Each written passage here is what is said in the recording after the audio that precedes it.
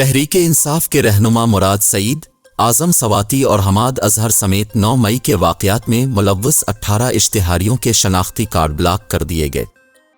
Police के मुताबिक PTI के 18 इश्तिहारी रहनुमाओं के शामिल तफ्तीश और इंसदाद दहशतगर्दी अदालत में पेश न होने पर शनाख्ती कार्ड ब्लॉक करने की दरख्वास्त की थी, जिस पर नादिरा ने 9 और 10 मई के मुकदमात के इश्तिहारियों के शनाख्ती कार्ड ब्लॉक कर दिए।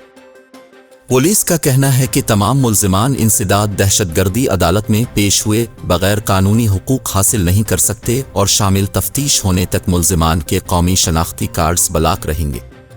पुलिस का कहना है कि जिन मुल्ज़िमान के शनाख्ती कार्ड ब्लॉक किए गए उनमें मुराद सईद, आज़म सवाती, हमाद अजहर, असलम इकबाल, करामत खोखर, अली अमीन गंडापुर, वासिक कयूम अब्बासी, मसर्रत जमशेद चीमा, ज़ुबैर नियाजी, मलिक नदीम अब्बास और गुलाम मुही अल-दीन दीवान शामिल हैं। पुलिस के मुताबिक इश्तिहारी मुल्ज़िमान के नाम नो फ्लाई लिस्ट में शामिल किए जा चुके हैं।